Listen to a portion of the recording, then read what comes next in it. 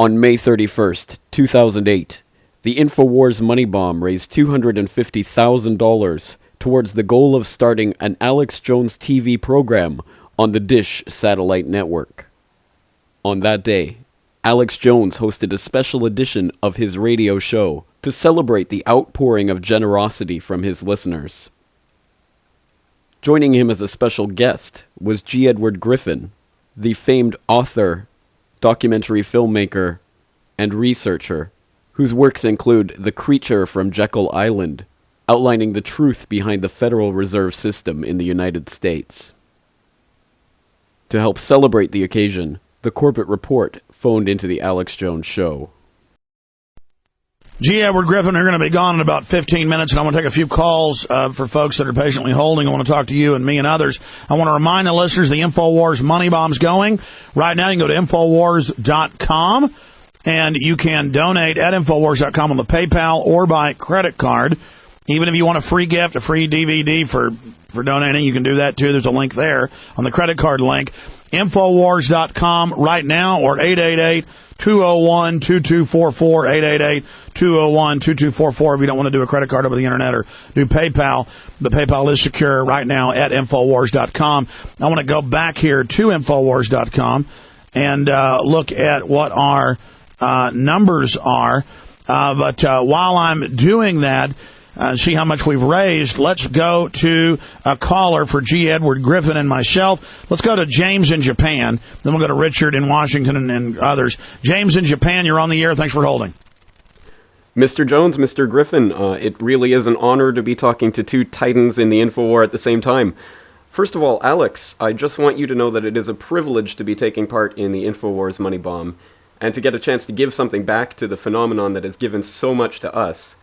And well, secondly, we want to give people more. Let me just say, I want to give people more. This will all go towards the fight. All of it will be dumped in. I'm not doing this TV thing for profit. In fact, it'll probably end up bankrupting me. That's probably what's going to happen, but I'm going to try. Go ahead. Well, secondly, I'd like to direct a question to Mr. Griffin. I know that Alex might be a bit bashful and doesn't want to blow his own horn, but I'd like you to draw on your decades of experience fighting the New World Order and ask if you have ever, in all of that time, seen anything like the explosion of truth that Alex Jones and Infowars has already managed to achieve. The answer to that is very simple, and it's no. No, Alex has a certain quality that just will not be ignored. You know, he's my favorite guerrilla journalist, and that's what we need in these days. And no, I've seen nothing like it before. And Alex has the ability to stand up and stick his jaw out and you know, face to face with some of these guys. And, you know, some of the more gentle spirits say, oh, my goodness, isn't that a little corrosive? And yes, it is. And that's just exactly what we need. If it weren't for guys like Alex, you know, piercing forward with the sharp tip of the arrow, guys like me following along behind, we would look. We can let Alex take all the brunt of that, and we come along and look kind of cool, you know, kind of suave. Well, G. Edward, you've done a great job, and please never say you're behind me. I mean, you came. Let me see. I've been doing this 13 years, and you came along in '59. So if I started out in about '95. That means you started out like 40 years before me. So let's just be clear, 30-something years before me. Yeah, well, that's true. But to answer, is it Jim? Was that the name? Our caller. Anyway, to answer the question, yeah, I think, Alex, you have done a job that no one has even come close to doing before. And so I think you're the ideal, the perfect G. Edward Griffin, your phone's cutting out a bit. Can you... I love what you're saying. Repeat that. The check's in the mail. Well, it was a compliment and certainly well deserved. I was saying that I think that you've done a job that no one has come close to doing previously, and so I think that certainly qualifies you as the ideal person to take this whole information to the next level. Well, I don't want to be the guy that's qualified to do it. I don't like being the big target, but I'm committed. And why do this in a half-ass way, as they say? I mean, you know, I'm not getting any younger. None of us are. We got to fight these people. But another great place to fight the New World Order is Freedom Force. I know a lot of my listeners have been going and checking out Freedom Force. And thank you. And we'll tell folks about that before you leave. But anything else, James, in Japan? I just have one thing to say to any of the enemy forces that might be listening in on our communications, and that's, long live the Republic, we shall prevail, death to the New World Order. Hoorah, fix bayonets and chase them down the road, as Mark Cornkey Right. likes to say. All right, fantastic. Tell us about Freedom Force International before we take a few final calls.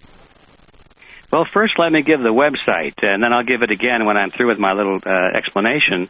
It's www.freedomforceinternational.org, ORG for organization.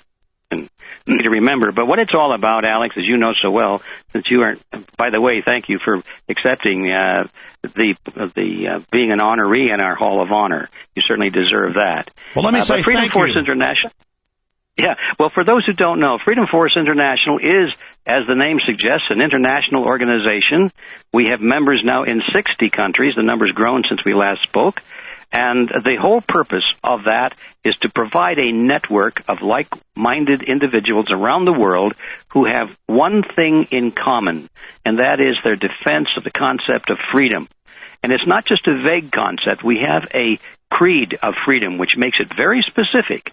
When you come to the website, be sure to spend some time reading the creed of freedom. It says exactly what freedom means to us and how we intend to bring it about. And it's the constructive opposite of all of the forms of tyranny. The main ones we have to worry about today, especially in the Western world, is collectivism.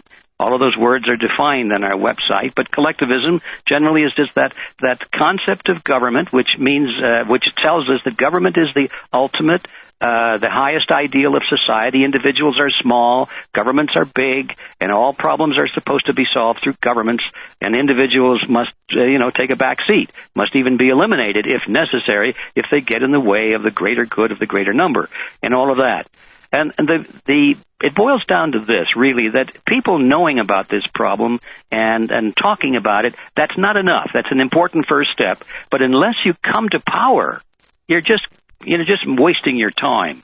Our enemies have known the importance of actually having power over other human beings. They gravitate into government. They gravitate into political parties. They gravitate into media centers. And that's why we need money and support and organization, because it takes power to meet power, but we want power to break up their power.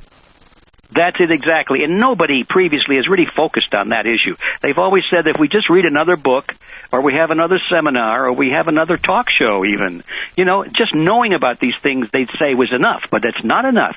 And so Freedom Force, the mission there is to show people and help them help each other to come to positions of influence and power to get these collectivists knocked out.